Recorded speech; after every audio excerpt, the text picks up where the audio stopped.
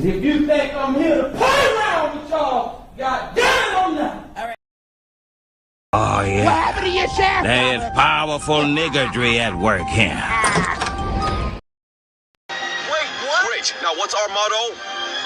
We was Kang. We was Kang!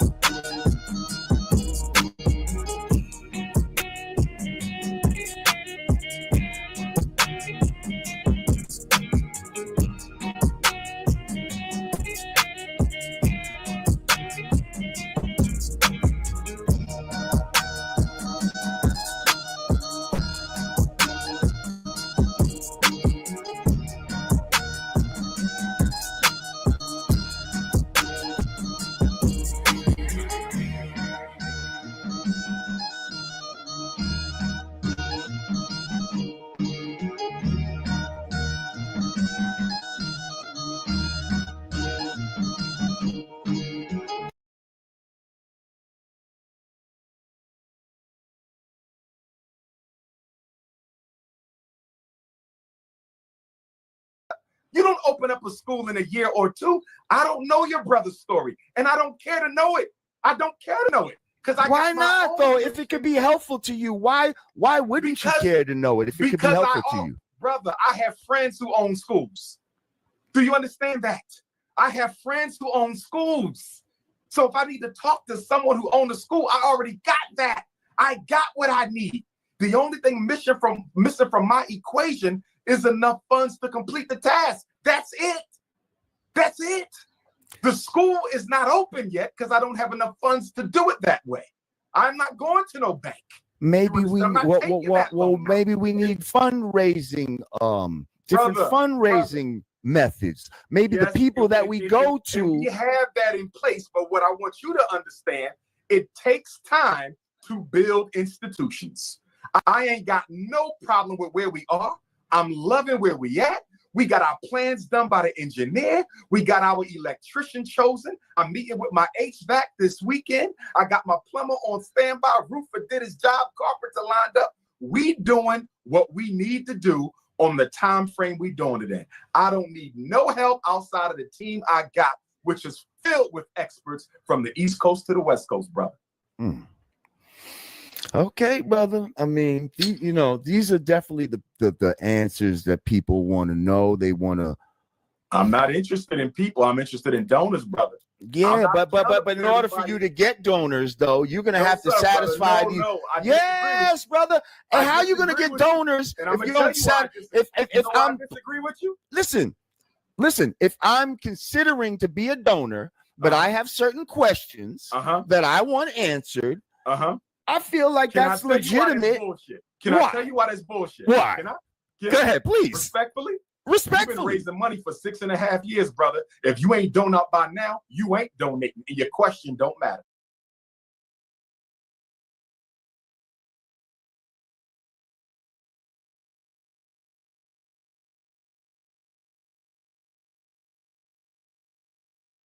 I'm saying, is it a negative question to want transparency? You see what I'm saying? Bro, you just want to know what's going on. Bro, what transparency you talking about? We raised the money, we bought the schools. What transparency you talking about? We raised the money, the little bit left is going to repair. What transparency you talking about? You think I'm gonna put the school bank account on YouTube? Well, of course not. Of course not. On Twitter? You think I'm gonna put the school bank account on Instagram? You watch your damn mind. I think they maybe want more of a timeline of when it might open or something like that. Catering to the haters. Don't cater No. It's not Don't catering to the don't haters. look at the We have to. glass. Here's what we got. Here's what we got to do, though, brother. No. It's not about catering to the hate. I'm gonna tell you what I'm doing. I'm gonna tell you what I'm doing. Okay. We have to make sure we have to vet all of our people, bro. I got love for you, bro. Everybody, then vet them other Negroes in the conscious community who ain't building shit. Oh, we're gonna get to them all, bro. Jamar, wait, we're gonna get to them all. Jamar, don't discriminate. Listen, somebody built an institution from the grass. Right. Name somebody. You ain't got none of them. Name me a YouTuber doing what I'm doing. Any of them conscious dudes. Name one on my level. Name one builder. You crazy. They can't tie my sneaks, bro. I can't. All I can name is my father-in-law. They say, how many they kept out of jail, bro? They're not building shit. Right. So through the grass, what have they built, bro? Who you know in the conscious movement built an institution? Answer that. Nobody. I'm the only one in my generation doing it. Well, you're building it. It's not built yet, though. It's not built. Be there. Don't you worry about it. You be the first one there. Trust me. Beautiful. Listen. Let's move. I want to talk about your book real quick. Let's talk about your book. The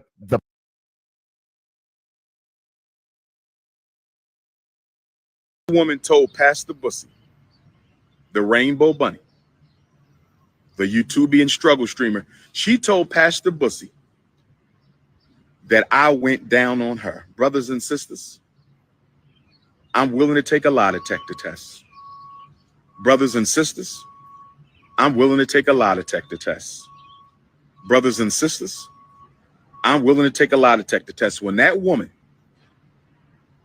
after gummy bearing my Shango stick, that woman took off her underwear, and I'm telling you, brothers and sisters, and I don't mean no disrespect to feminine energy, I don't mean no disrespect to feminine energy.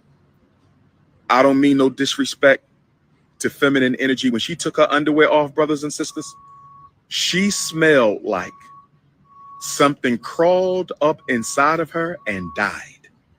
She smelled like an old fish tank. You ever smell a fish tank that somebody ain't cleaned in like 2 years? They got goldfish in there. They got all kind of fish, and it ain't been cleaned in years. That's what she smelled like when she took off those funky ass drawers. Her drawers were so old and so funky that I thought it was a wife beater. That's how stretched out her drawers was. Her drawers were so old and so funky, I thought her underwear was a slingshot. Her drawers were so funky and so stank, brothers and sisters, that I thought it was a wife beater, brothers and sisters. And I don't mean no disrespect. So when she said, it's my turn, after she got finished swallowing the Shango, she said, it's my turn. After she got finished swallowing the Prince of Pan-Africanism, she said, it's my turn. And I'm sitting there and I'm saying to myself, how do I get out of this? Because it ain't no way under God's heaven that King Kong consciousness face, nose, tongue, lips, ears, or hairline is going anywhere near that cootie cat. Brothers and sisters, listen. Brothers and sisters, listen. She told Pastor Bussy that I went down on her. I'm willing to take a lie detector test. I am willing to take a lie detector test, brothers and sisters. That woman smelled like a dead cow mixed with sour milk and menstruated underwear that was found in a funky alleyway. I lie to you not. She is so acidic. Her yoni-verse is so acidic. She needs a baptism. She needs a deep cleanse. She needs an exorcism. I think she got demons living in that bat cave. I think she got demons living in that bat cave, brothers and sisters. And she thought that the world's most requested scholar was going to go down on her. Oh, no. My women got to be fresh and clean. My women got to smell like fresh peaches, fresh daffodils. My women got to smell like fresh roses. If you want these lips to ever touch your peach cobbler, if you want this tongue to ever massage your honeycomb hideout, you got to be clean. You got to be clean. And she need a deep cleanse. In fact, I'm going to treat her because I have her address. I know where she sleeps. I have Pastor Bussy's address. I know where he sleeps. I'm going to send her a gift certificate to the Yoni Spa. I'm going to send her a gift certificate to the Yoni Spa. I'm going to send her a gift certificate to the Yoni Spa because whatever she got in her, I don't know how many men she done been with. I don't know, but I've never smelled a woman smell like that. But let me get back on topic. Let me get on topic with this funky coochie cat, Kansas City throat goat. Let me get back on topic trying to destroy me. You picked the wrong one. You want war? I'm ready for war. Ogun is ready. Ogun is ready. So she told Pastor Bussy, I went down on her. I pledge allegiance to the African flag. That is a lie. She told Pastor Bussy, I hit her raw. I pledge allegiance to the African flag. That is a lie. She told Pastor Bussy, I get high in order to get intimate. She told Pastor Bussy, the rainbow ganging YouTubian struggle streamer, that Dr. Umar has to get high before I get busy. I don't do drugs. I don't do dope. I don't get high. But she told him that. A lie. She lied on me like a dog, brothers and sisters. That Kansas City throat goat built like a sack of old laundry. Built like a sack of old, you fat, funky. Let me stay within character. Let me stay within character. Only worthy. You are only worthy of shining the Shango, you dusty hoe. You are only worthy of shining the Shango. So, brothers and sisters,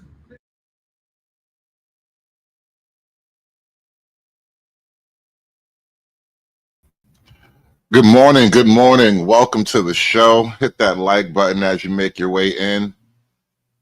I'm sure you all know why we are here. I'm sure you all know the terrible news. Our good brother, the Prince of Pan-Africanism, Dr. Umar Johnson, he is on hard times. He is desperate. After, I don't know, how long has it been? 10 years? After 10 years of promising to deliver an educational institution that is specifically tailored to the needs and interest of young Black African-American boys in this country, he has finally been forced to throw in the towel. Umar has to let the dream die. The state of Delaware is repossessing his building. He has failed to maintain some of his administrative duties, paying bills, taxes, that kind of thing.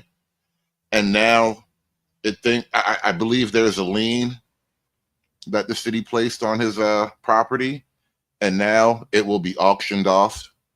And it is a sad day. What are the Black boys of America going to do? This was the one opportunity, the one shot that Black boys in America on the East Coast in Delaware, with the smallest amount of Black people anywhere, that was their one shot. All right? A school in Delaware where almost nobody lives. Delaware is about as wide as 4 lanes of I-95. And that's where Umar Johnson is going to put his last hope to save the young Black boys. And it's finally over. It's frozen. It's done. His bank accounts have been frozen for, quote, suspicious activity. Who knows what that really means? His bank accounts are frozen. He out there panhandling directly to PayPal and Cash App and Venmo. I know that struggle. That's a hard struggle. And now he's finally got the nail in the coffin. He's gotten a letter from the state. You have failed to live up to your obligations, and you are now losing your building. the 5th. On August the 5th, the city of Wilmington, Delaware, took out a notice to auction off the Frederick Douglass and Marcus Garvey Academy campus for unpaid vacant. Hey, listen, man, shout out to Delaware. I'm not here to pick on Delaware, but it is like physically the narrowest strip of land in America. Like, as a state go, Delaware, it's literally the size, like it's as wide as a 4-lane highway. Like, drive down Delaware and tell me it's big. It's not much bigger than the highway. All right, there's a highway that goes up and down the middle of Delaware, and then there are people that live on either side of the highway. And one side of that highway, there's an ocean over there. Look, that's Delaware, bro. It's literally that big. I don't know how else to describe it. It's a state with one highway that goes up and down. And there's like 12 niggas that live in Delaware, and they all live up toward the top, closer to Philadelphia. Property registration fees. I repeat, on August the 5th, the city of Wilmington, Delaware, took out a lien to auction off the campus we bought, the campus we've been working on for 6.5 years. I was not notified of this. We were not notified of this. This past weekend, Now, he says that he was not notified of this business here. I don't know. It seems to me like you should have been on top of this because this is a big deal. To lose a big building like that, it's not like you just lost, you know, a car or something. Like, bro, this is a giant deal, and you're not on top of this. That says a On lot. August the 5th, the city of Wilmington, Delaware, took out a notice to auction off the Frederick Douglass and Marcus Garvey Academy campus for unpaid vacant property registration fees. I repeat, on August the 5th, the city of Wilmington, Delaware, took out a lien to auction off the campus we bought, the campus we've been working on for 6.5 years. I was not notified of this. We were not notified of this. This past weekend, without an email, this past weekend, without a letter in the mail, this past weekend, without a phone call, the city of Wilmington put a notice on the door handle of both of our schools, informing me that if we don't pay the past due vacant property registration fees and outstanding utilities by the 25th of Black August, they will sell our campus. Brothers and sisters, can I ask you a question? Why were we not notified that they were going to try to sell our campus? I'm pretty sure you were notified. You didn't notice that you were notified, but I'm pretty sure you were notified. Brothers and sisters, why are they trying to sell our campus at the very moment that our accounts are frozen? Brothers and sisters, is it a coincidence? Is it a coincidence? Is it a coincidence that the city of Wilmington is trying to sell properties that we own and have been working on continuously behind our backs?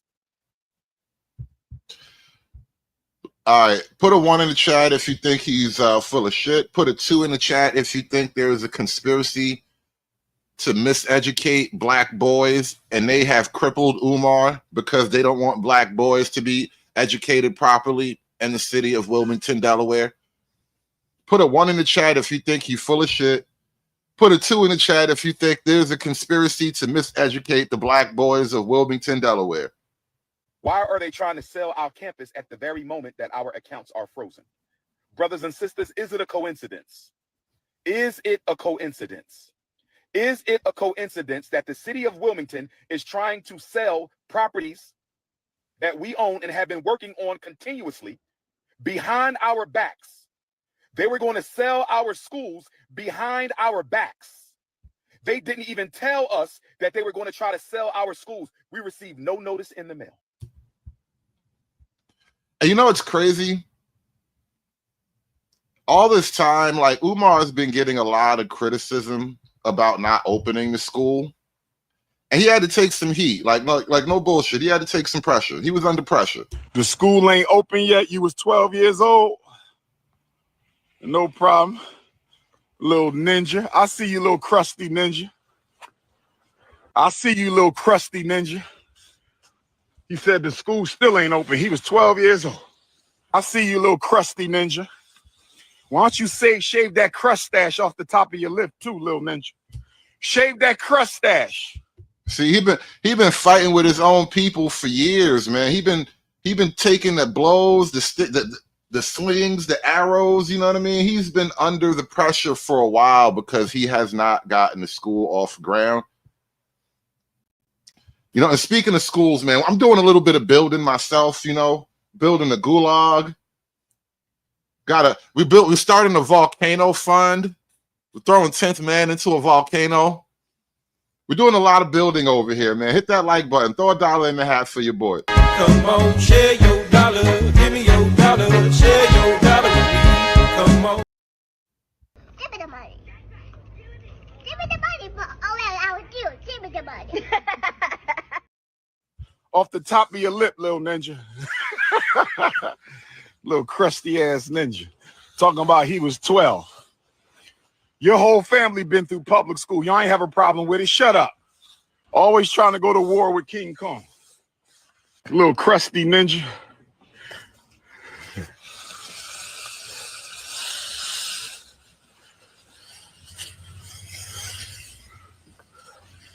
Ogun. Cut a path. Look, he doing the work. Somebody said, why Delaware? Another dumbass question. Because we found a school here. That's why Delaware. I'm just saying, it ain't no niggas in Delaware, though. All the niggas that's gonna go to your school, they're gonna have to move there just to go to your school, bro. You little crusty. Shave that crustache off your lip, homie. Stop dyeing your hair extra black. That hairline ain't coming back, ninja.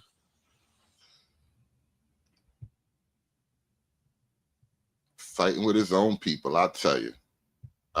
Fighting with your own people to get the school built. But I will say this. It looks like work was being done.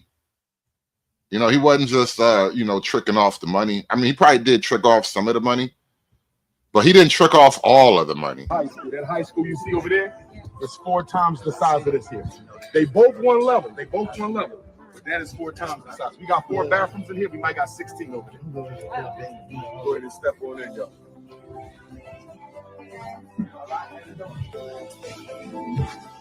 So this is the office here, and we got 3 small spots in there.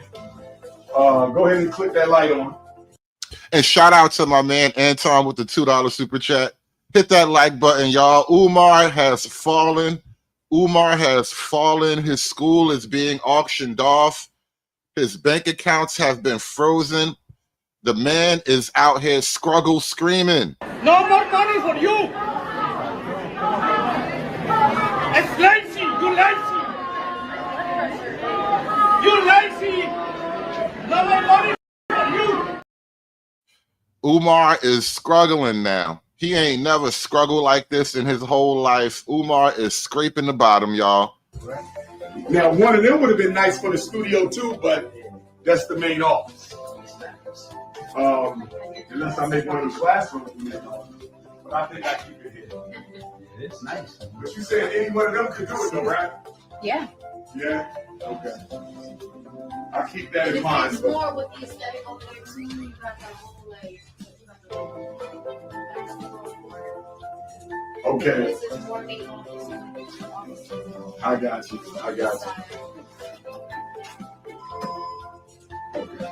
All done? Did you need to bleed it like you said to get the water out? Yeah, I got my hand all wet. Whoa.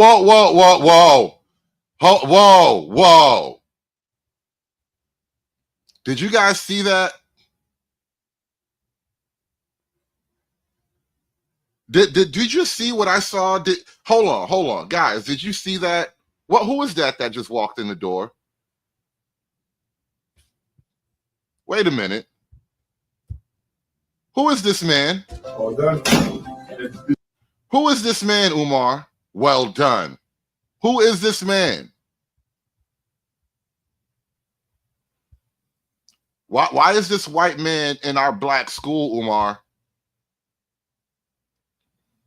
Umar, why is there a white man in our black school? What's going on here, man? Yes, Dylan.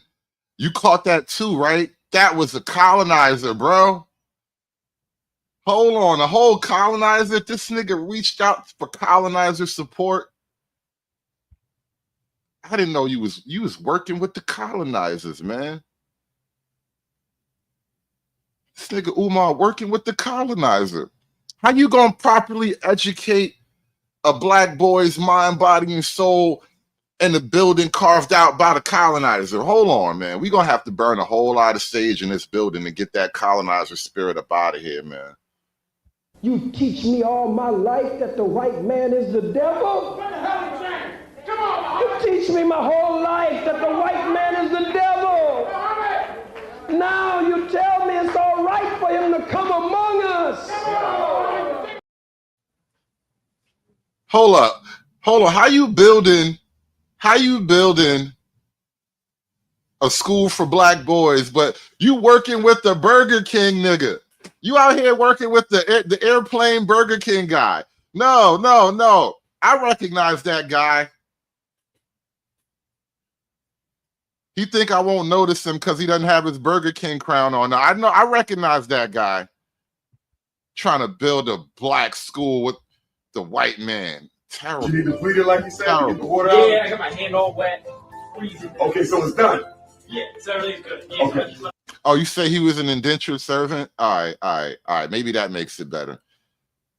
The white man was indentured, y'all. It's different.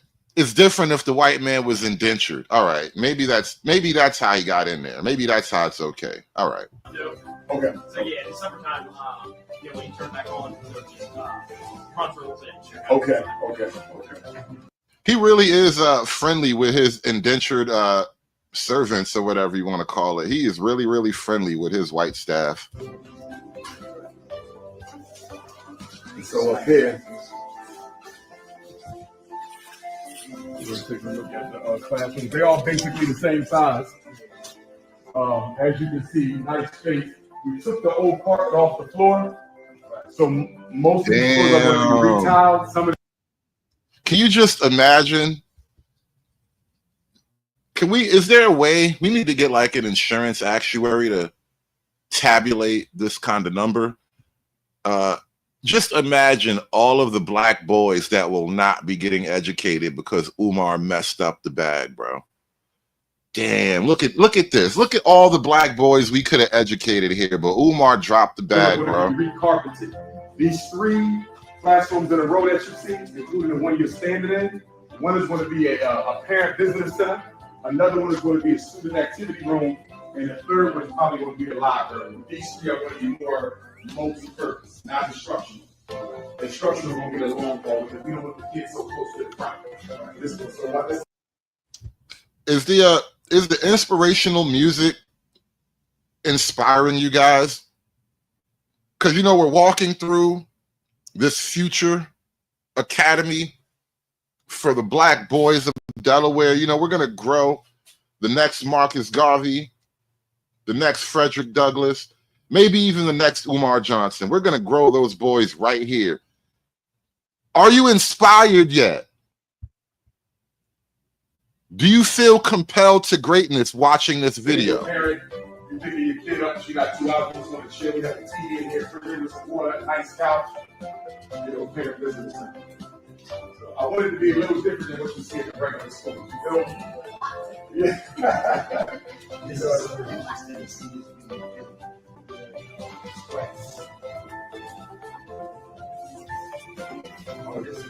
Straight down the hall that way. This way, black man. He's looking at you. See that room looking at you? Yep. Right at the end.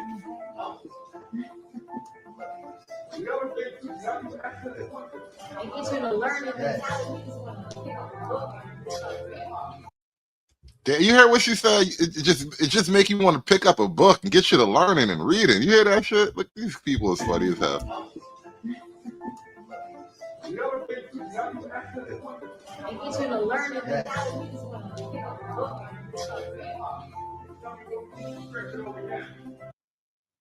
And what I think might have happened here, and this is a failure of Umar, obviously, primarily, but also all the people that believe in him. I know a lot of black folk, we get hyped up about the idea of a thing and have very little working conceptual vision of what that thing actually entails, what it requires, what are the little minute, obscure logistical details that you absolutely have to handle. And so you get caught up in the dream and the idea of educating the children. I believe the children are the future. All that shit, right? Whitney Houston, all that, right? But you don't actually know how to run it properly. Now, I was thinking about making this my office in Congress. I think about making that and this. One will be my office and one will be a conference room. So let's say I gotta have a meeting. This is what I'm thinking because we have an exit on the side. So I figured nobody can get past me. You see what I'm saying? So I was thinking about it. Plus it's kind of loud in the hallway. My visitors aren't bothered by that. I did want my office a little larger, but I can live with it. I can live with it. Honestly, me, my personal opinion. So I had my office at my place. Okay. To my house, I had like a section. Right. See my TV. I think that's more. I'm smaller. So it's not going to shit. But it's like more, it's smaller. I was like, You know what's crazy? In the future, when Umar is putting the fries in the bag, this exact inspirational track is just going to be on repeat in his head, just over and over again. Dum, dum, dum, dum, dum, dum, dum, dum, dum, and I don't like that. I don't like it. I don't like it. Trust me. Okay. But when I did it, I found myself really comfortable. So it's not often. I see what you're saying. Less distraction. Yes. You have more going on. The bigger it is, the more you want to put in there. Yeah. I got you. This is male bathroom right there. Water fountain. But you know, we probably gonna get water brought in. The girls' bathroom. You gotta get the doors fixed because they broke, you know. Computer room. Now you see the offices, the classrooms are kind of large. But I'm not ruling out making one of them in the studio though. But y'all saying y'all don't need that much space for that. Nah, y'all need it. Could the studio the bigger the space.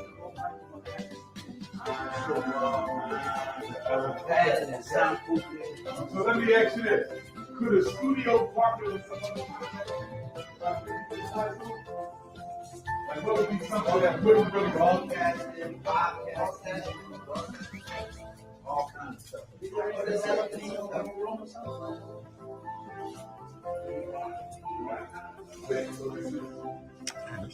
Nice size too. A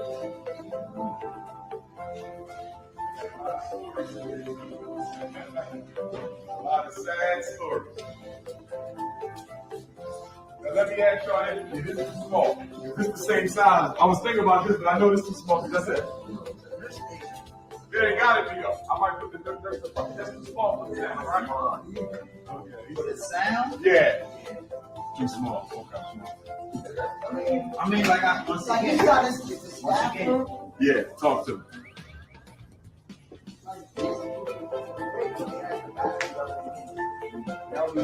So you saying this space right here, you could do the engineering and the booth. And you know what? Shout out to Carlton. He says King Randall got it done. Absolutely did, and is still doing it, and is gonna grow exponentially. Who knows where this thing might finally settle with King Randall? He might actually get him a functioning school building. I think he already has a small building that he uses, but it's so crazy how Umar Johnson, in all of his years, he hasn't gotten this dream off the ground. And King Randall, really young guy, just finished his military tour, hits the ground running, and now he's just out there literally educating the youth. Hands-on lessons. He's out there teaching the kids how to do plumbing installations, teaching them how to install and fix toilets, that kind of thing, teaching them how to work on a car, do simple maintenance on a car, change tire, fill the oil up, little basic stuff like that, right? And you know what?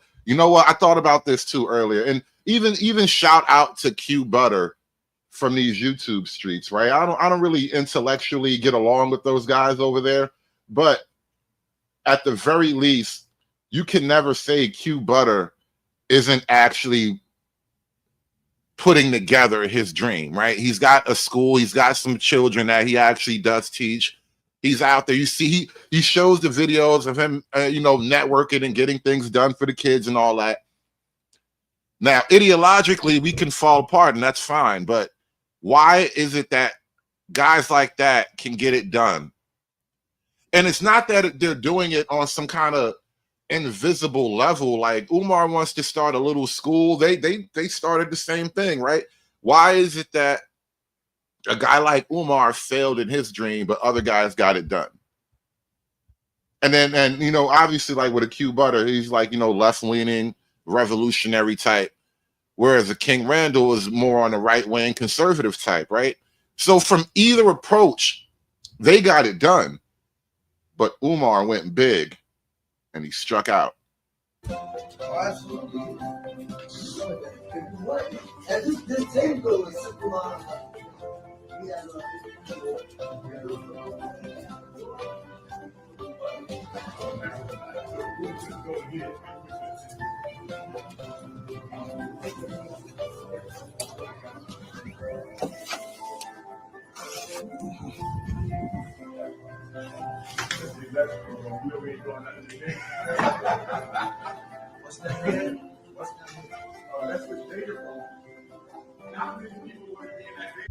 I'm giving Q Butter equal props in that, because starting out small, like the schoolhouse model is the origin of schooling, bro. So I don't fault him for having a little small unit that he focuses on, right? That's like the little house on the prairie schoolhouse model, you know. I don't hold, you know, a judgment against the scope of his ultimate vision, right? If he got to start with a handful of kids and work his way up, so be it. That's how you build, bro. And maybe that's the problem with Umar. Maybe Umar should have just started small and built. He should have, you know, put something together that was doable and manageable, and then grow from there. Because maybe that's what these other guys did. They didn't aim for this impossible dream where I need millions and millions of dollars of funding and I got to have this intimate coordination with the state and local government. No, they just found a way to go under the radar and get it done. Or what? Yeah, to me, that's what everything is going to be at anyway for Could that be the engineering and the nurse station be the booth? No. Why not? I think it's possible because the wires can run up top.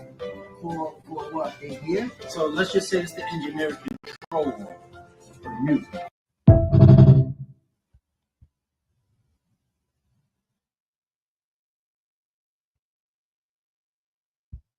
Speaking of King Randall. Family, we have finished with the summertime with the Extra Boys program. The summer program is over, and now we're going back into the after-school program. So I want to talk about the things that we were able to do with the money we have been raising all this year. We've got so much taken care of. We got new floors. We got new ceiling tile. We got 2 new vans. We got a full staff of employees right now to be able to take care of the students. So what we've been able to offer lately is every day after school, 5 days a week, we're offering pickups for the kids to pick them up from school. We're offering fresh meals for the kids every single day. We've gotten new electrical panels. We've gotten all new light fixtures in our building. We've got so much that we've taken care of in the facility. It's been a beautiful thing. And so we're able to serve the children a little bit better and a little bit more than we. You know, and I think Randall has hit a point of growth, both structurally and financially with his organization, and as well as just practically, because he started out as the X for Boys, I think was the official name. You see the big X on the shirt right there. But I believe he has expanded at least some of his efforts to include some of the younger women, the little girls of the community as well. All this year, we've got so much taken care of. We got new floors. We got new ceiling tile. We got 2 new vans. We got a full staff of employees right now to be able to take care of the students. So what we've been able to offer lately is every day after school, 5 days a week, we're offering pickups for the kids to pick them up from school. We're offering fresh meals for the kids every single day. We've gotten new electrical panels. We've gotten all new light fixtures in our building. We've got so much that we've taken care of in the facility. It's been a beautiful thing. And so we're able to serve the children a little bit better and a little bit more than we were before. And so hold up, what I do, Bunker? How I'm not right?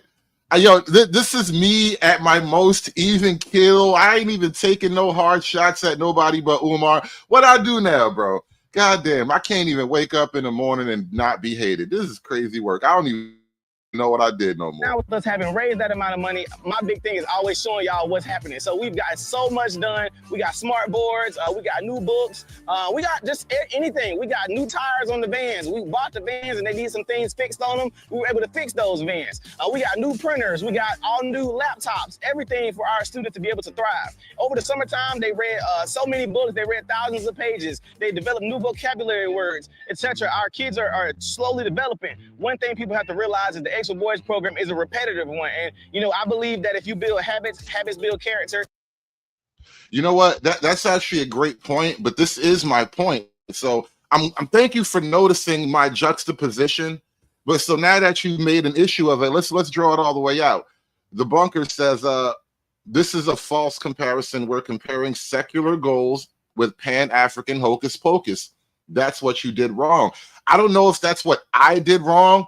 And the entire point of what I'm trying to lay out with this juxtaposition is to highlight maybe that's what Umar did wrong. Maybe that's what Pan-Africanism gets wrong ideologically.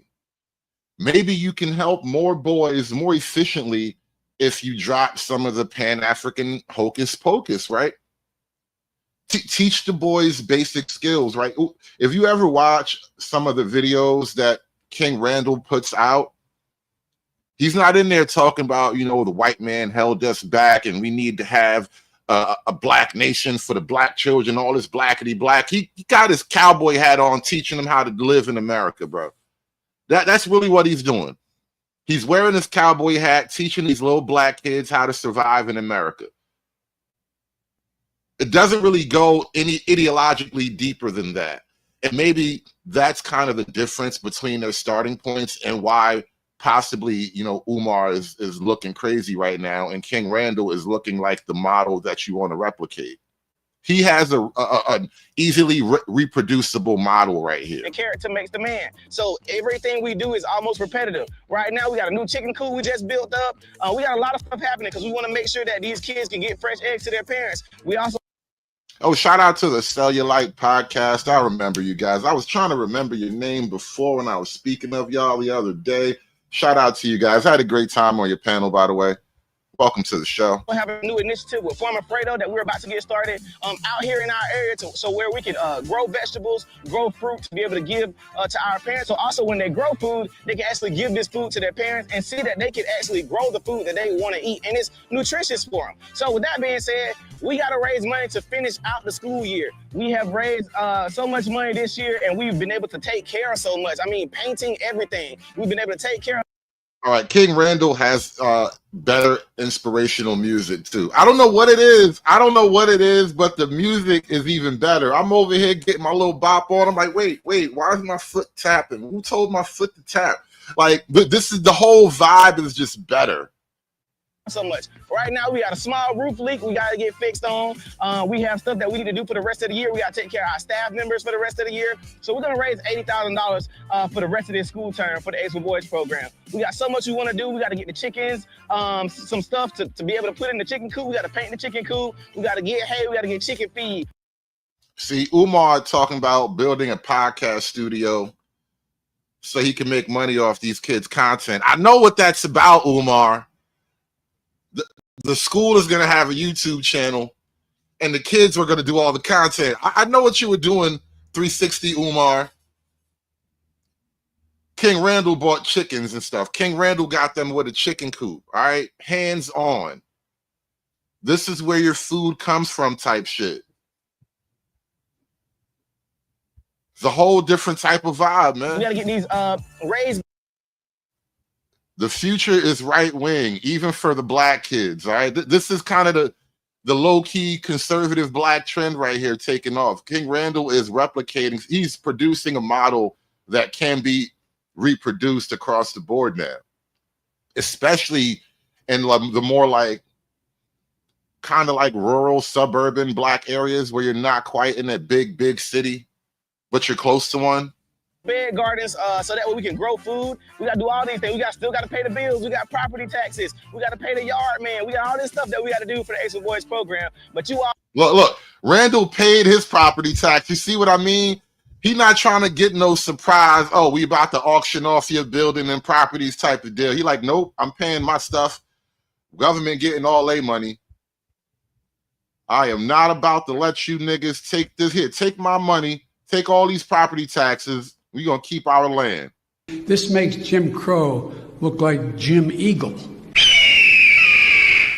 Raised bed gardens, so that way we can grow food. We got to do all these things. We still got to pay the bills. We got property taxes. We got to pay the yard man. We got all this stuff that we got to do for the Ace of Boys program. But you all have been able to help us keep making this happen. We are still completely no government grants, no government funds. It's been people that believe in us like you who are watching this video, who've been sharing, liking, and commenting. And for those of you who may not be able to donate like monetarily, you guys have been sharing our videos. You've been liking our videos. We've been going viral on social media, and that's been causing people to give. So even your share is a gift. Your like is a gift. Your comment is a gift. all these things have been making everything happen for us. So our students are grateful. We've got so many beautiful reviews from our parents. Our program has grown so much from the failures we've had in the past to the successes that we're having now. We failed in the past and we grew from that. Now we got full staff members who are certified and able to take care of our kids. We're feeding them every day fresh meals.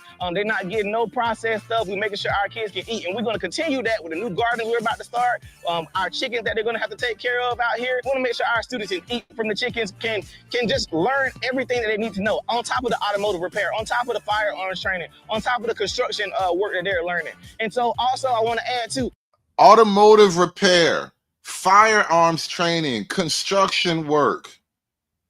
What the hell was Pan-Africanism going to teach these kids that's better than automotive repair, firearms training, and construction work? What was the Pan-African lesson that was going to be, superior to that? You're going to scrape a stick on the ground and make it pointy so you can stab at a white man? Like what Pan-African lesson was better than that? Like, what did you really plan on teaching those kids that was so special, nigga? Like, tell me what you had that was better than this right here. And I've been keeping an eye on Randall for a couple of years now, bro. Really, really doing it. This is not the Pan-African panhandle. He out there with the kids, changing tires, bro. He's out there with the kids, taking them on trips, bro, learning how to do stuff, getting experience in the real world. You know, one of the things King Randall got a lot of heat for was a video about how you should conduct yourself when you get pulled over by the police. Because niggas hate any police interaction. A lot of niggas just get emotionally unstable when the police start talking to them. And so he was trying to teach these young children how to actually conduct yourself and communicate efficiently and effectively with the police so you don't wind up in a bad situation. And you know who was mad at him? Niggas. Niggas was mad at King Randall for teaching children how to interact with the police so you don't wind up like a Philando Castile or George Floyd or any one of these terrible situations. Niggas was mad at him for teaching the kids how to survive as a black man in America. Niggas. I'm telling you, man, this the reason why I be hating niggas, man. I'm telling you, man. It just be us. I be hating niggas, man. Hey, Bunker, it would be hilarious if he does marry a Becky. I'm telling you, it would be supremely hilarious if he winds up with a Becky. True story. Let me give you some King Randall lore. I bet you didn't know this. This is King Randall lore. A couple of years ago, when I was really first starting out on YouTube, and I was, I cover a lot of black politics, and we got a lot of people in here. I don't even know half you niggas. One of y'all gotta hit the like button. There's over 140 people in here, and I don't even know most of y'all. One of y'all new niggas hit that like button, all right? I need one new nigga to hit the like button. I ain't gonna say which one. You decide amongst yourselves, but one of you new niggas hit that goddamn like button. Come on, share your dollar. Give me your dollar. Share your dollar with me. Come on. Shout out to the Midwest Request with the $2. He says, Umar proves get woke, go broke is not a theory. It's not a theory. It's proven. It is a proven phenomenon at this point. It went from theoretical to phenomenal. Umar has fallen phenomenally. But I want to give you some King Randall lore, right? Shout out to the Midwest Request. Hit that super chat button for me. Thank you. Oh, and shout out to Karmic Bonding for the $5 donation. Praying for Randall. Thank you so much for that. We praying for Randall too. I'm going to tell you why we praying for Randall. Years ago, there was this movement called the Conscious Conservatives, right? Bunch of black chicks. I forget their names now because, they're not important. Fuck their names. But there was a movement called the Conscious Conservatives. It was mostly a bunch of black women attempting to do Keisha conservatism, if you can imagine such a thing, right? Keisha conservatism. And so, mind you, there's a bunch of black girls in this movement. And there were two black girls in particular that were allegedly caught up in a love triangle with King Randall. And low key, rumor has it, King Randall broke up the black conservative movement because the girls was fighting over him. Yeah, yes. Yeah, the Keisha conservatives were fighting over King Randall. And King Randall was like, nah, these bitches crazy. I'm going to pull back. And there is no more conscious conservative movement. It was one girl, she actually did like YouTube videos and stuff like that. And she was kind of cute. But I forget, I can't remember any one of these girls' names. But the other girl, she was some problem shit. Because I did a whole live stream on this years ago. The other girl, she had problems, like severely problematic. She was one of those teachers who got caught up in this tryst with her student, had a baby with a Mexican student. I never got full confirmation, but it appears that she, as a black woman, was a teacher who did get caught up in a scandal with a student, and now she has this suspiciously light-skinned child. So I'm like, was the student a Mexican or not? But it's a whole mess, bro. It was a whole mess with the conscious conservative movement. And Randall allegedly had the girls fighting over him, and so he broke the conscious conservatives. Shout out to King Randall for that. I was hoping somebody would destroy that movement, and he kicked their sandcastle over. Shout out to him. Eat from the chickens can just learn everything that they need to know on top of the automotive repair, on top of the firearms training, on top of the construction work that they're learning. And so also I want to add too, any people who want to volunteer with our kids, who want to come teach them something, etc., go to our website at theexforboys.org, same place you can go to donate. Go to theexforboys.org, shoot us a message on there, let us know what you offer, what you want to come teach, and we wide open. We wide open for anybody that wants to come teach our kids, because we don't know everything. So thank you guys so much for all the support you've been giving us for the past 6 years. We're going to keep growing, we're going to keep striving, we're going to keep putting God first. Thank y'all so much. Peace. On August the 5th, the city of Wilmington, Delaware, took out a notice to auction off the Frederick Douglass and Marcus Garvey Academy campus for unpaid vacant property registration fees. I repeat, on August the 5th, the city of Wilmington, Delaware, took out a lien to auction off the campus we bought, the campus we've been working on for 6.5 years. I was not notified of this. We were not notified of this. This past weekend, without an email, this past weekend, without a letter in the mail, this past weekend, without a phone call, the city of Wilmington put a notice on the door handle of both of our schools, informing me that if we don't pay the past due vacant property registration fees and outstanding utilities by the 25th of Black August, they will sell our campus. Brothers and sisters, can I ask you a question? Why were we not notified that they were going to try to sell our campus? Brothers and sisters, why are they trying to sell our campus at the very moment that our accounts are frozen? Brothers and sisters, is it a coincidence? Is it a coincidence? Is it a coincidence that the city of Wilmington is trying to sell properties that we own and have been working on continuously behind our backs? They were going to sell our schools behind our backs. All right, shout out to Brandon Nesbitt. He says, I do feel bad about that school, though. The U.S. government just don't like black-owned institutions. I don't know that Umar is a good case study to prove that. I wouldn't hang my hat on Umar right now, bro. I think Umar is just bad at life. They didn't even tell us that they were going to try to sell our schools. We received no notice in the mail. We received no notice by email. We received no phone calls at all that they were going to try to sell our schools. Instead, they put a notice on the door handle. Somebody stole one set of notifications and sent it to the YouTubian struggle streamers. Somebody stole the Frederick Douglass High School paperwork off the front door and sent it to the struggle streamers. But luckily for us, Sister Ra Ebony was able to get the paperwork off the Marcus Garvey School before the haters stole that paperwork. I believe, brothers and sisters. So you don't have an email with the government as well that they can just send notifications to your business entity? Because as a school, you have to have some type of business corporate entity to represent you officially.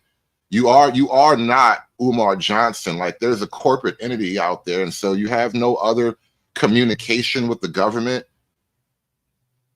It's like back in the days of the Pony Express where we got to nail a goddamn letter to your door. And please let me know your opinion. I believe, brothers and sisters, and please let me know your opinion. I believe, brothers and sisters, and please let me know your opinion. I believe that they were going to sell the school, and they wanted to sell the school before we found out. I believe that they wanted to sell the school before we found out. We were not supposed to know that they were going to sell our school. Why do I say that? We were given no notification. We received no letter in the mail. We received no email. We received no phone call that they were going to try to sell our schools. Instead, they put a notice on the door. In a low-income neighborhood, they put a notice on the door with rubber band and masking tape. They put a notice on the school front door with a rubber band and masking tape.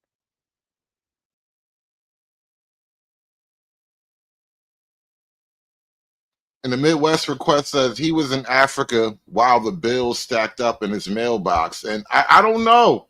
I don't know. There might be some truth. Not necessarily he was just, quote, in Africa. But you might have been doing all these other things except for taking care of your FDMG business, bro. We right back like we never left. Marcus Garvey has been pardoned. Dr. Umar has his Ghanaian citizenship. I said Marcus Garvey has been pardoned. Dr. Umar has his Ghanaian citizenship. I said the most honorable, the right excellent Marcus Garvey has been pardoned, and the Prince of Pan-Africanism has his Ghanaian citizenship. Shout out to all my fellow Ghanaian Africans. Does Ghana have an extradition treaty with America? Hey, one of y'all in the chat, we got a lot of people in the chat. I'm about to crowdsource this shit. Somebody GPT this for me. Does Ghana have an extradition treaty with America? They do? All right, just double check it. Make sure that nigga ain't trying to run. I'm just double checking. That shit sound like a nigga might be trying to run. Trying to get up. You trying to get out ahead of the IRS. Hey, look, listen. You land in Ghana, but you can wind up anywhere after that. Africa is a big, dark continent. You never know where he might end up. Shout out to my Ashanti Africans and my Ga Africans, my Volta region Africans, my Kumasi Africans, my Accra Africans, my Elmina Africans, my fellow Ghanaians. Oh, yes, I pledge allegiance to the red, gold, and green, just like I pledge allegiance to the red, black, and green. I'm at the Frederick Douglass Marcus Garvey Academy. We got a school to finish for black boys. I said I'm at the Frederick Douglass Marcus Garvey Academy. We got a school to finish for black boys, and we're going to finish the school for black boys. FDMG is coming. Get on the bus or get ran over. Get on the Black Star Line or get ran over. No, I think the feds are coming. I think wire fraud and embezzlement will be the major charges, just like DJ Goodwood says in the chat. I think the feds are coming, bro. He about to get that Marcus Garvey. Umar about to get hit with the Marcus Garvey stick, bro. Watch, I'm telling you, something is crazy, something crazy coming. All the walls are closing in on Umar right now. He about to get that Marcus Garvey treatment. Shout out to Dick Thug with the $5 super chat. LeVar Burton would have had a better chance starting a school than Umar. I mean, LeVar just had small dreams, man. Reading Rainbow, that's all he did. He was just a gay blonde nigga who wanted to teach the kids how to read on the Starship Enterprise, man. That's all LeVar wanted to do, was teach kids how to read on the Starship Enterprise. He had small, simple dreams. Umar been scamming on a Pan-African level. All right, that's a whole different level of scamming. Umar combined is like 18 Nigerian scammers, bro. You don't understand the level of combined, condensed scamming that you can find in an Umar Johnson, man. Umar went big. That's why Umar is going down.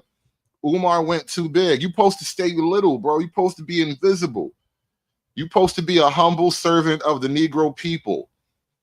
That nigga flew too close to the sun, bro. That's what happened. That nigga's up here doing all kind of big shit, numbers don't look right, you're not on top of your shit, and now you got the IRS closing in, bro. That's how they took down Capone.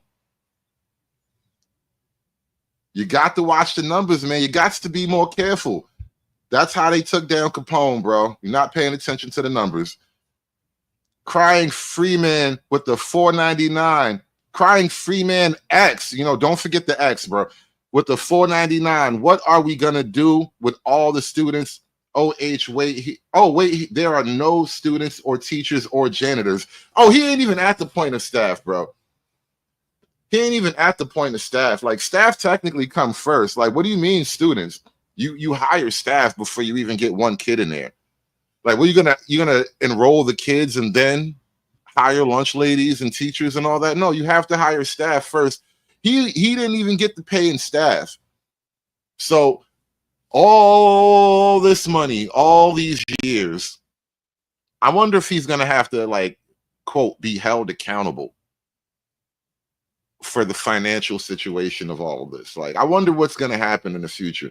I feel like the feds are sniffing around because they don't just close your bank account. They don't just freeze your bank account because your ex-girlfriend knows one of your passwords, bro. Like, they will just give you a whole new bank account. They will let you move your money around if it was that clean and simple. There are other things going on here. Niggas showing up with foreign passports now. There are other things going on here, bro. We in the building. Hit the Cash App, $FDMG School. Hit the Cash App, $FDMG School. Hit the PayPal, paypal.me/FDMG Academy. I said paypal.me/FDMG Academy. Send that check of money on the payable to FDMG Academy. P.O. Box 9634. P.O. Box 9634. P.O. Box 9634. Wilmington, Delaware 19809. That's right. Let the haters hate.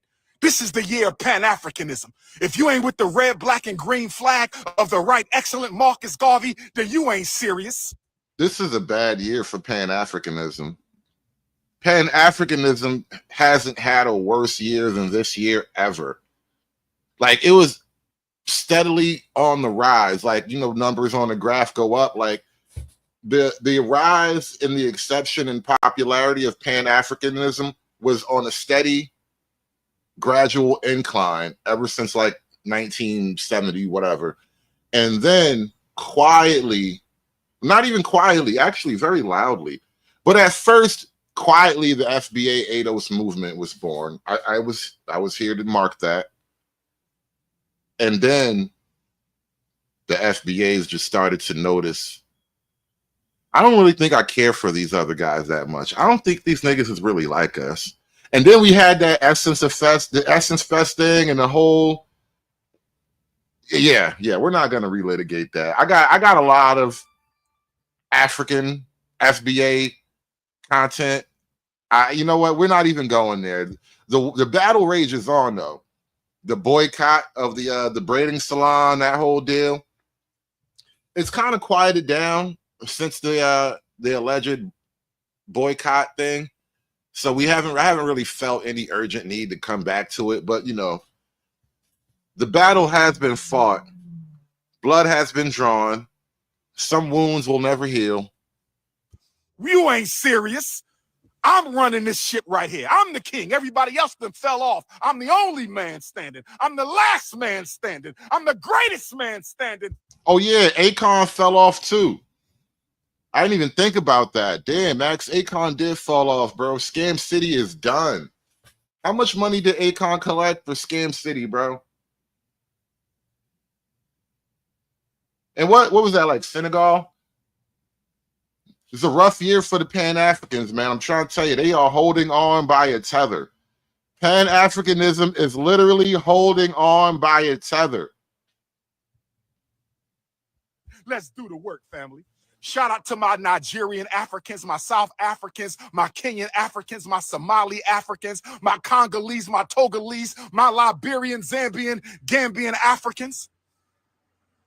Peace and Pan-Africanism to my Jamaicans and my Haitians and my Puerto Rican Africans and Cuban Africans and Turks and Caicos, Bahamas, Bermuda, St. Croix, St. Lucia, St. Thomas, St. Vincent, St. John, my Montreal Africans, my Toronto Africans, my Las Vegas, my Texas Africans, my Carolina, D.C., my Maryland Africans, my Pennsylvania, Jersey, New York, Massachusetts Africans, my Kentucky and St. Louis Africans.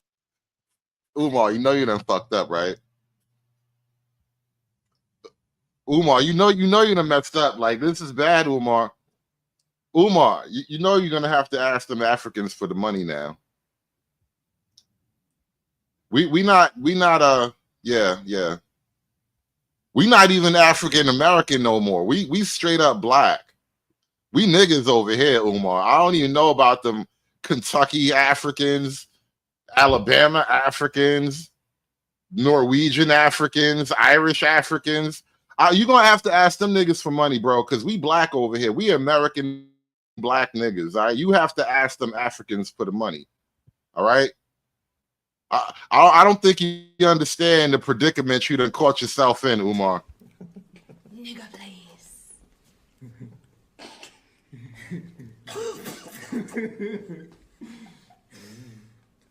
Serious.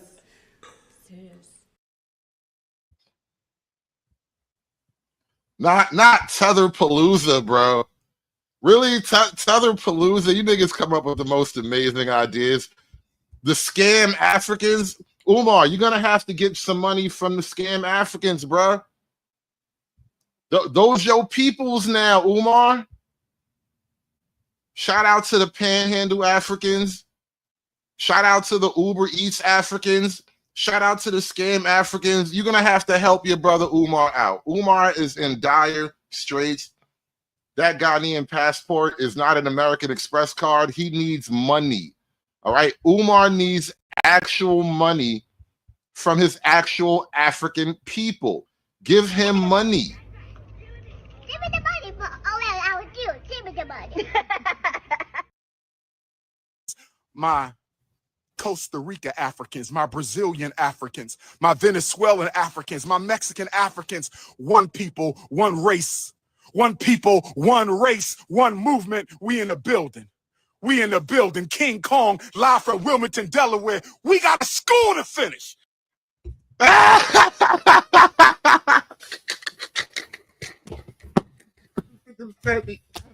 School of finish. You hear this bullshit? This nigga said we got a school to finish. Oh, Lord. Yo, and they had that letter on the door the whole time. That nigga probably turned around and saw the letter on the door right after this video. Nigga got an eviction letter right after this shit, bro.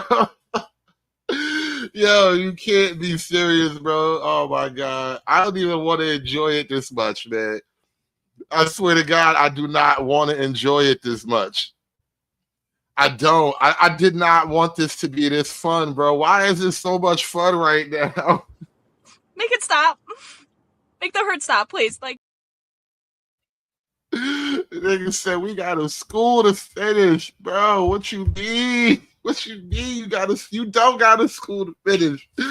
You don't. You was off in the motherland tricking, spreading the word, stroking your beard. Nigga came back with motherland papers, and now you ain't got no school no more.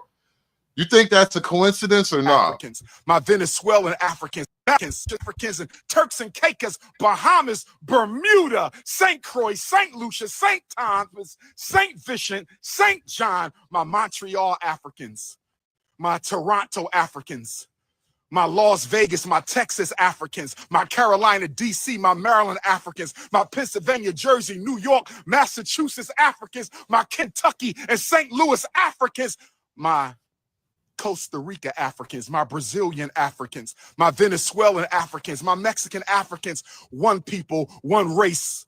One people, one race, one movement. We in the building. One people, one race, no school. One people, one race, zero school. We in the building. King Kong. And if it's one people, one race, how come you waving the Ghana flag?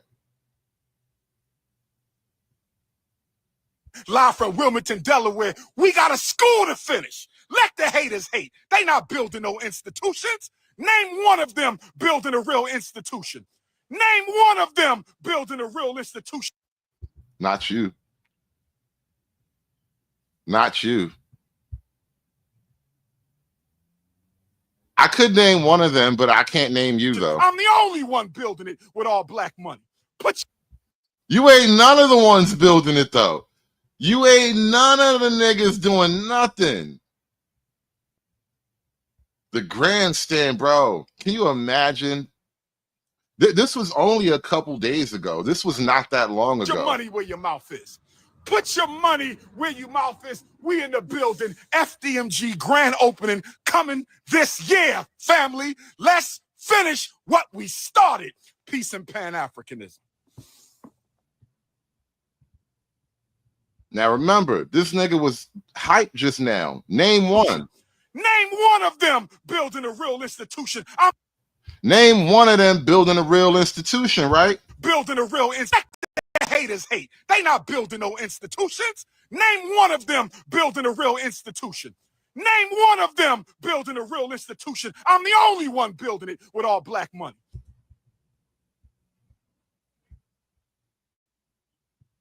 Over the past few days, since I've talked about our fundraiser and all the successes that we've had with the Extra Boys program, of course, many people are in the comments and etc. Sharing a video talking about Dr. Umar or whatever like that. I think he's on the cusp of maybe losing his buildings or something of that nature. Not sure what's going on with that. But, you know, my big thing is always sharing everything about where people's money is going. I've always been, you know, very transparent about that. If we've asked for paint, I showed y'all the paint. If we've asked for new toilets or something, I showed y'all us buying the toilets. I showed everything that you guys have given. We have an Amazon wish list. You know, we don't just ask for monetary donations. We ask for people to buy. Look, he bought the toilets and he have the kids install the toilets as a lesson plan, right? Bootstrap nigga. Young ball bootstrap nigga. Not only do we go to the store, we go to the store, we take all the kids to Home Depot, we buy the toilets, we take the toilets back to the building, and the kids install the toilets, right? Bootstrap niggas. Ball head, bootstrap school for X niggas. That's what we doing. If we've asked for laptops, I've shared it. If we asked to get the kids haircuts, I've shared it. Our program has remained free, so we are still tuition free in our program like we have been for the past 6.5 years. I just think if Dr. Umar would have started something like with what he had, I think people would have been more apt to give him, and I honestly think he would have gotten where he needed to be had he had proof of concept, because he's a great orator. He talks very well. If I could talk that great, I'm sure we'd have, you know, millions of dollars raised. But I still started with something. I started out of my house originally. I started in my dining room at 19. And after listening to him, that's why I started it. I just wanted to start something. I knew that I couldn't start something mass scale, so I'm just like, I'm going to start with whatever I got. And we started with $0. I was cutting hair, fixing cars, painting houses. I mean, that's what I was doing to support the program originally. And see, look, the nigga ain't even got no hair and he's out there cutting hair to get the money. That's dedication. That's dedication. Said, I'm giving up on my own hair. I don't even need this shit. I'm just getting money. I'm streamlined and shit. I'm aerodynamic. Like I can move faster without hair. The nigga is just in it, dedicated. Umar out here getting weird hand jobs from fat bitches and shit. And I learned how to utilize social media to be able to raise money, and we started doing that. And we went project by project. We failed, we succeeded, etc. But I've always continued sharing what it is that we're doing. So I know a lot of people always ask why they won't see us on the Breakfast Club or etc. You know, I'm not a comedian. I don't critique people's dating life. I don't, you know, talk about what people should be doing. I don't belittle my donors. We don't do any of those things. We just share what we got going on. If we don't raise enough money, we pivot. If we don't get things done, we pivot, you know, and we keep going. So we definitely failed. We failed some students, etc., but we kept moving and we kept going. And that's something that I believe in. So I appreciate everybody's support that they've been given, but, you know, I'd appreciate, you know, just to stop the, you know, the Dr. Umar talk. You know, I understand he has his own thing going on. We've had our differences also, but I truly still wish him the best, and I hope everything works out with whatever he has going on. But aside from that, we have our fundraiser still going. Our program is still completely no government funds, no government grants. It's completely people funded. Everything that y'all see, our full-time staff, the vans we have, the new electrical panels, the flooring, the ceiling tile, you all funded it all. And we appreciate all the support that you've been giving over the past 6.5 years. We see one of the big differences between Umar and Randall in terms of ideological vision. Umar said, I want to go all black in terms of like, money and funding or whatever. He just literally said he's the only one doing it with all black money. Whereas Randall, he accepts donations from anybody. And I think he'll even accept white boys if they're like close enough, they can be a part of whatever's going on. I don't think it's like a racially exclusive program just for quote black boys, but it's a program for boys. And so by being a man of the people, you actually can pull more from the people. And so I think it's just a different approach, and it's proving to be a more effective approach, right? He started out small, like he said, in his kitchen, but he wasn't being completely, especially racially exclusive, right? You can be gender exclusive because there's a bunch of things for girls out there. There's nothing wrong with having things for boys. And by going that route and then being open and transparent, you win, bro. Can't stop winning. And like he said, he had failures along the way. Anytime you set out to, go on some grand venture, you have a big goal, a large mission to accomplish. There will be setbacks and failures along the way, but the point is to keep going and then overcome and to get around those issues. And that's what Randall has proven with his model. It's a better model, and you still have to work harder to get it done no matter what. We've been running this whole time. I mean, we even ran out of my grandmama's house at one point. But I appreciate y'all so much. Please look at the link in my bio to continue giving to the Extra Boys program. Thank y'all so much. Peace.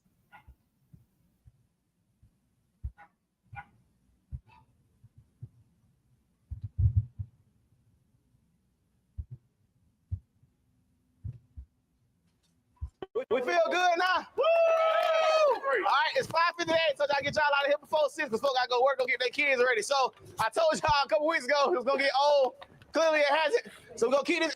Now, Umar fat ass is not getting out in the streets at 5 a.m. to run with them little boys. And look, there's a couple of white folk in the crowd. I see a white dude there. I see another white face in the back. There's another one in the back. You see, we are of the people. Why is that a bad thing? Yes, he's black, and he has a primary interest in helping black kids because he used to be a black boy. He's raising a black boy, right? But he is not just going to be exclusive, like, other kids can't benefit. And so being of the people like that, it generates a lot more support. Energy up in like a week, maybe 2. We're going to add a lot. We got to add a lot. So you got to move a little faster. Push yourself. Yes, you didn't think you could do these 2. You've been doing it. So we're going to add another one. We got to push ourselves. Y'all been coming out here often. So we got to add more. We got to add more and do better. We got to keep making that goal go higher and higher and higher. We good? Yes. All right, cool.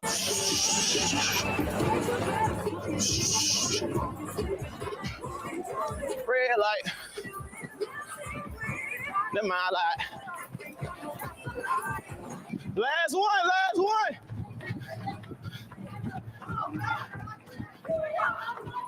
Push. Let's go.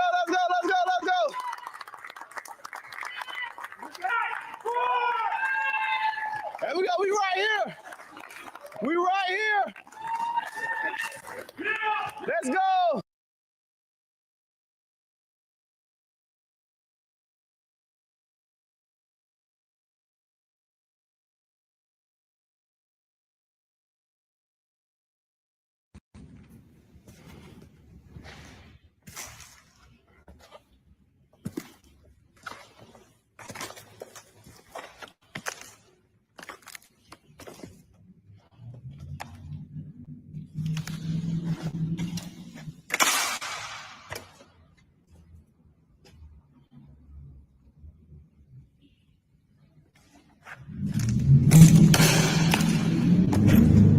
Now, this is Umar Johnson's school. Allegedly, he was the victim of an act of mass vandalism.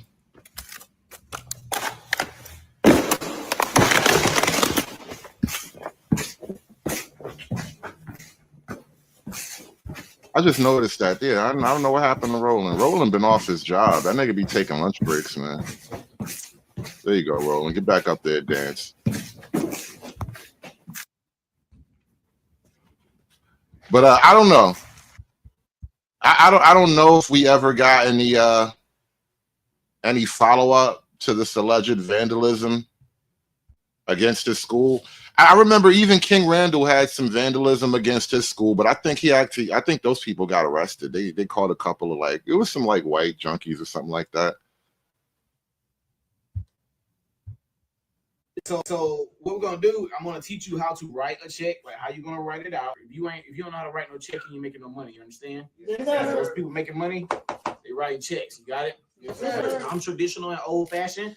At my bank, when I open a bank or my business account or whatever, I order checks. I still write checks, you understand? Yes, sir. All right, so it's gonna be fairly simple, you understand? Yes, sir. What's gonna happen is we're gonna pay to the order of. Obviously, that's self-explanatory. Who you giving the money to, right? Yes, sir. So we're gonna give our money today to John Doe, okay? Yes, sir. We're gonna come up with a small amount of money, just a stupid amount of money.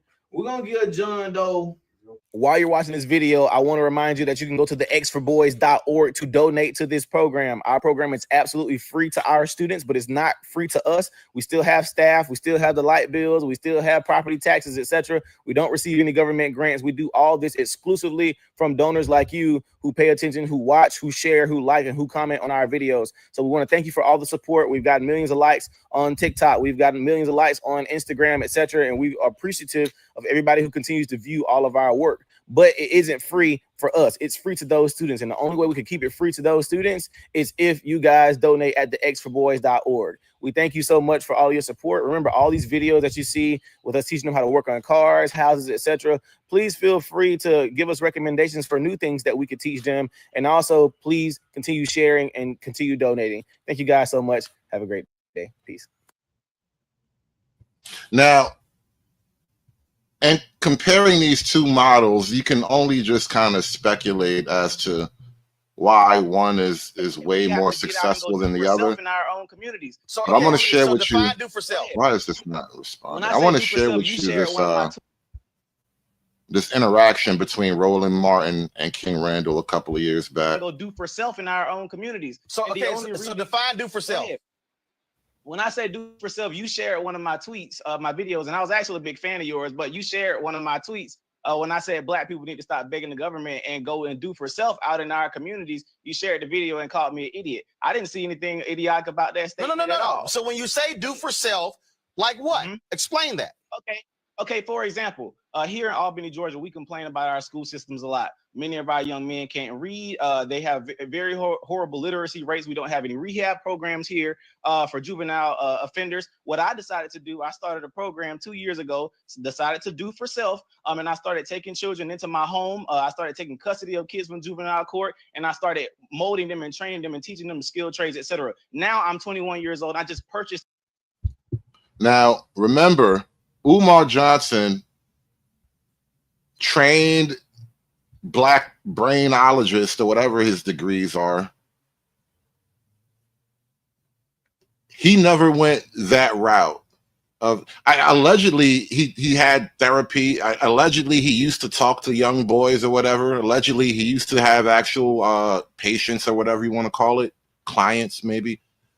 But King Randall actually went all the way through. He followed through all the way as far as taking those kids who had nobody to speak for them so they can be released into his custody instead of being held by the court.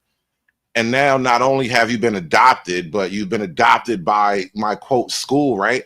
And so he's taking the idea all the way to its maximum possible conclusion, whereas Umar just been collecting money all this time. A school here in Albany, Georgia, to combat us being in the government-funded schools that are not teaching our children what they need to learn. So that's what I mean by do for self, simply getting up and going out and do it. So I beat the stereotype that I'm young black in America and I can't do anything because somebody's holding me down. Absolutely not. So a question. Teenagers went and go ahead. Me and some teenagers went and bought a school, and we just bought a school bus simply from going out and doing work. We decided to go fix our own communities. I'm not expecting anything from no politician. I'm not expecting nothing from Donald Trump, Joe Biden, or nobody. We're gonna go do it for ourselves, and that's what I believe we need to be doing. I can vote, sure, but nothing's gonna change in our community. So you went to. And yeah, Roland was he was big mad at King Randall back then because his entire position is low-key a refutation of what of what Roland Martin believes in terms of you have to constantly press the government to fix your racial issues. The government is the only place you can go to fix your racial issues, whereas Randall is just like, listen, we have to be out doing things and getting things done for ourselves. And honestly, and this is now you get into the moral side of it all, but morally, it looks a lot better as a people if you're focused on solving your own problems internally, as opposed to constantly attempting to extract something from another group. Whether or not they deserve it or not isn't really necessarily the point right here. But the idea that you're never focused on fixing your own problems is kind of a problem in and of itself. And so it becomes noticeable when we start talking about group dynamics and all that. But now let me share with you before we get out of here the infamous police video. Because, there's wanting to teach young black boys like Umar Johnson, and then there's actually teaching the boys like King Randall. How you doing, sir? Doing good. First thing I want to do is already have my stuff ready, okay? Yes, sir. You don't want to get to the freaking car, and when he gets to the car, you got to go fumbling around looking for stuff, right? Yes, sir. Why don't we want to fumble around looking for stuff? Exactly, they're gonna feel unsafe. You understand? Yes, sir. So regardless of whether they should or shouldn't feel unsafe, that makes somebody feel unsafe. You fumbling around because things happen, right? Yes, sir. So when they get there, the first thing you want to do is already have your license ready and have your hands on the steering wheel. You understand? Yes, sir. Have your hands on the steering wheel. Why? Because before they don't think you reach for them. So you're not reaching for stuff, right? Yes, sir. All right, cool. And another thing I want to do, I'm gonna let. There goes Sugar Bum. What do you have a problem with, Sugar? Tell me now. What is it about this whole stream? What is it that you take issue with, Sugar Bum? Because I know you're never happy. You never come here happy and satisfied. You always disgruntled in the chat. All my windows down, okay? I ain't got nothing to hide, right? Yes, sir. I'm gonna let all my windows down in the car, and if it's nighttime, I'm gonna turn the car light on so he can see everything in the car, right? Yes, sir. Why am I doing that? But he don't think you trying to hide nothing or somebody trying to hide something for you. Exactly. Everybody feels safe, right? Yes, sir. So we already starting the stop off great. He probably in a good mood that I done let the window down. I done turned the lights on. He probably in a better mood now, right? Yes, sir. All right, so boom, he gonna come to the car. Yes, sir. All right, cool. So he gonna get my license. He may or may not go back to the car, which they usually do. They're gonna basically check your name, see if you got any warrants, if your license suspended, blah blah blah. But you sit tight and just wait for him to finish. Good. Yes, sir. All right, cool. He's coming back, bring my license. He's probably gonna give me a ticket. Why is it odd that he has to teach them to interact with police? The only thing odd about it is that these kids, their mothers couldn't provide fathers for them. That's the thing that's odd about it. These kids, their moms didn't provide them fathers. Because as a father, I definitely talk to my son. Don't just be afraid of police. Don't automatically act all weird around police. When you have to interact with police, speak up, speak clear. Don't do anything crazy. Give your children confidence to actually deal with the issue. Don't just let them run off and give in to their wild Negro emotions. That's what the girls do. They teach their kids to give into the wild Negro emotions, and then they wind up in jail. And then you be trying to talk to them through that little glass telephone system that they got there. Like, oh, baby, look what they did to you. It's too late now. Ticket for not having my seatbelt on. Now, what's the wrong thing to do if I'm getting pulled over and he come up to the car? Run. We're not gonna run. And what's another thing we're not gonna do? Talk back. cussing, talking smack, all that stuff, right? Yes, sir. We're not doing none of that number if we get pulled over. We're not talking smack. We're not cussing. We're not telling them what our rights is. Blase, blase, blah. We're not. See, I got to pause now. See, Sugar Bum, you're going to make this show run a little bit longer now. Sugar says the lack of fatherhood is solely on men. Sugar, as a woman, it is your primary biological function to find and secure proper fatherhood for your progeny. It's literally your job. Like it's a biological reality. If you fail to do that, then you have failed to do that. I have other jobs in this world, but that's your job. Doing none of that. You understand? Yes, sir. We're trying to get home, and he's trying to get home. Cool? Yes, sir. So we're just trying to make sure everybody stays safe, because if we start talking smack, now what if he decided not to give me a ticket because I was being cool and I let my windows down and all that, right? Yes, sir. But if I decide to, well, I had my seatbelt on. I just took it off when you came up here. He gonna get upset, right? Yes, Because he sir. know you lying. So the best thing to do also when you get pulled over is to tell the truth, right? Yes, sir. Another thing you don't want to do, if you look inside my truck right there, what I got like on my windshield right there? It's a dash cam. It's a dash cam. You don't want to, if you can't encourage your mama. You see, look, you can't make a man be a father. He has to want to be.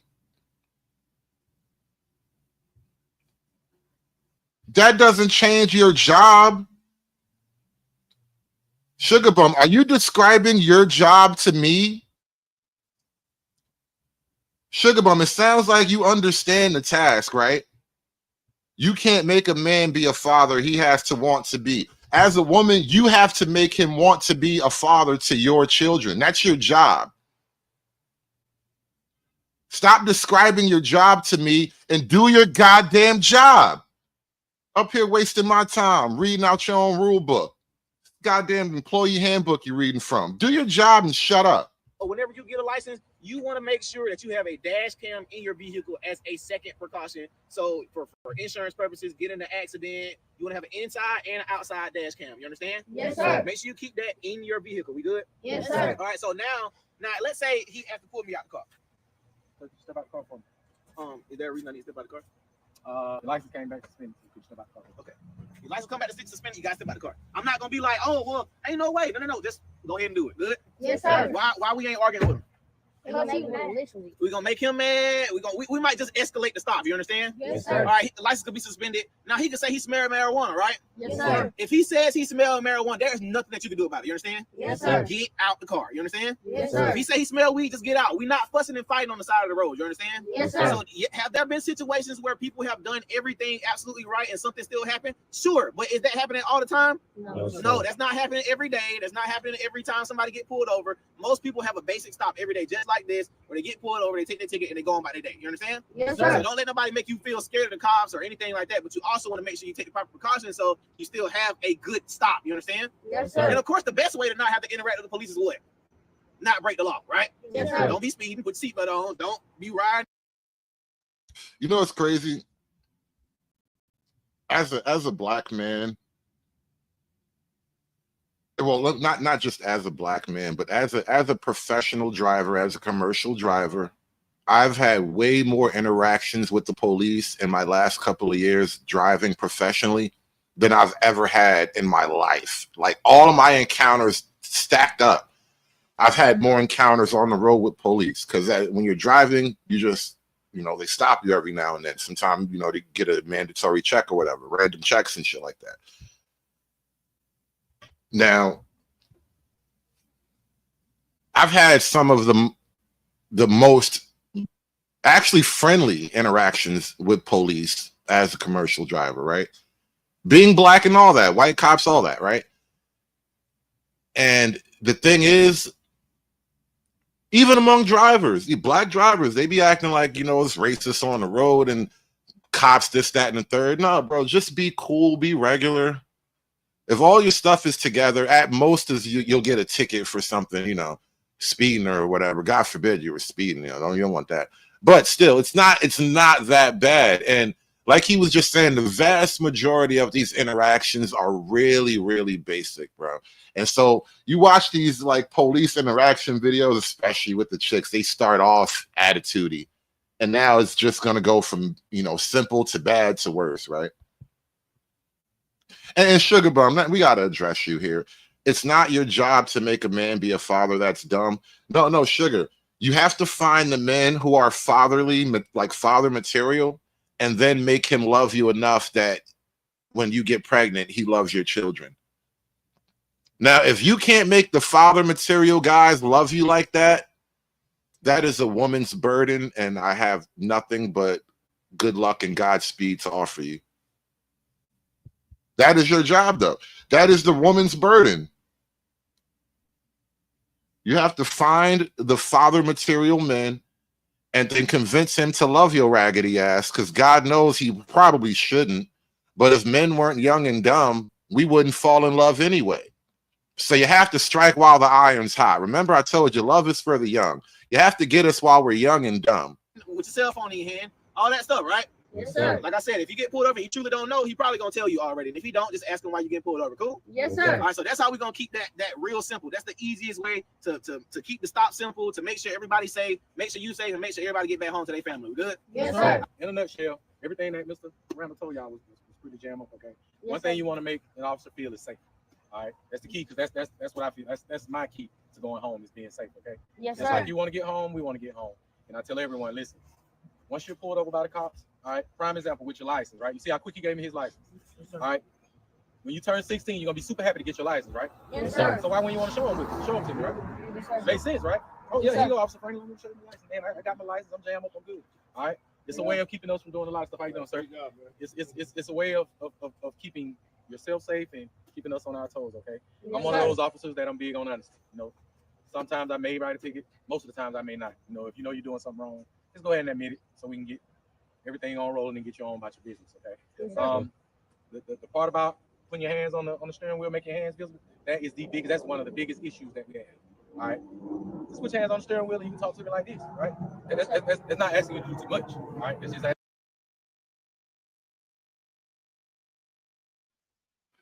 I just had to go and double check to make sure nobody blocked Sugar Bum. Listen, a lot of you guys watching, some of y'all say y'all can't see Sugar Bum in the chat. That's on you. There's a feature on YouTube. You can monitor the chat 2 different ways. Go to live chat or all chat or something like that. But Sugar Bum's not blocked. She's there. you to, you know, that way we don't have to worry about you reaching to get somewhere. If we tell you, hey, could you give me your license, and your wallet is on the seat? Hey, Officer Franklin, I'm gonna grab my wallet off the seat. All right, man, go ahead.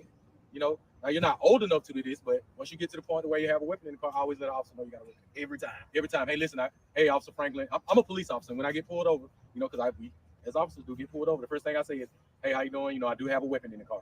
And most of them will say, okay, you got a license for that? Yeah, I got a license for that. You know, and sometimes I show them a badge. Sometimes I say, hey, I'm a police officer. I got a weapon in the car, so that they know and they understand. And I'll tell them where it's at. Hey, man, it's over there in that seat, or it's under my seat, or it's in the glove compartment. That way they'll know. That way, if you reach in that area, then they got a reason to feel nervous, all right? But if they already know, and you already got your hands up, you don't have to worry.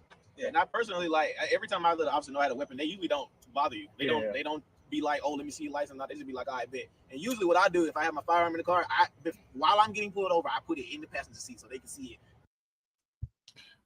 Now, I want to talk about something real sensitive here, because they're talking about black men with firearms, legal licensed firearms, and the Philando Castile situation. I remember, you know, the whole big stink about Philando Castile, and it was a legitimate tragedy. It was one of those borderline shoots. Like, I'm not saying that the cop was 100% justified, but it was really like, when the cop is yelling at you to stop moving, stop reaching, please stop reaching, because this is a very tense moment. And so it's very, very easy to be like, hey, man, you wasn't supposed to shoot in that situation. But at the same time, don't move, bro. This is it's when you're dead, issues of right and wrong don't even matter anymore. And that's really what I'm trying to get at here. I don't necessarily want to relitigate whether or not the cop was right or wrong, because I looked at it, I watched that thing over and over again, and it's such a borderline kind of thing. And my only takeaway from that is, once you're dead, bro, you're dead, and you don't really get to even litigate whether or not somebody did something wrong. And so you got to actually just think about it from that situation. Like, it's not about trying to prove a point in the moment. I just want to survive this encounter, because you just might flip and shoot me and think something crazy. I don't know. So I don't want to provoke any weird overreactions from you. When they get there. So that way I'm like, hey, weapon over there. And sometimes I don't really have to say much because they already see it, you know. So I just try to make it visible so we already have an understanding of we all trying to feel safe. And if a police officer pull up to your car and you didn't already let all the windows down and turn the light on, you already starting it off in a great mood. You've eliminated a lot of questions. Yep. You've also eliminated me having to pull out this little flashlight right here and shine it all in your car and do all this extra stuff that you don't like me doing anyway, okay? So if the lights are already on, I'm gonna just look and okay, cool. I can see who's in the back seat. See what they got going on. I can see everybody in the car. You know, so you've eliminated that. 2 words I want y'all to, or 3 words I want y'all to remember. Get home safe. Get home safe. Cool. I appreciate you so much. See, Sugar Bum? It's always you, Sugar Bum. You know what your problem is, Sugar? You's a nigga. I'm telling you, man. This the reason why I be hating niggas, man. I'm telling you, man. It just be us. I be hating niggas, man. Sugar Bum, you is such a nigga, I tell you. But anyway, it's about time for me to get up out of here. I'm going to have to start my day a little bit earlier today. I might be back for another round. I don't know. I got to get this Washington, D.C. thing, man. Them niggas is really, really getting pressed in D.C., and it's hilarious. I'm building up a war chest of footage to go through, because we haven't seen anything like this in a while. Like, it's like a full court press in Washington, D.C. right now, man. So we gotta come back. We just might come back a little bit later this evening. I don't know. I'm gonna get out of here though. Hit that like button. Thanks for watching the show. Like, share, and subscribe. Shout out to all the new people that hit the chat today. We had a lot of people in here. Appreciate you coming through. Hit that super chat on the way out the door. Throw $1 in the bag. I need that money. Appreciate y'all coming. We will be back later to talk about Washington, D.C., all the drama, all the niggas getting thrown around, getting stopped and frisked. It's a lot of hoes mad in the nation's capital. So many hoes mad in the nation's capital right now. Hoes mad, hoes mad, hoes mad, hoes mad, hoes mad, hoes mad. This is about targeting women of color in the United States of America. Don't tell me, because I didn't get a single apology. Time has expired. My life was threatened. Thank you. Hoes mad, hoes mad, hoes mad, hoes mad, hoes mad, hoes mad, hoes mad. Aspiring to be patriarchs like what white men have, that isn't freedom. That isn't going to help anybody. It's certainly not going to help black people. It's done. It's done. It's done. It's done.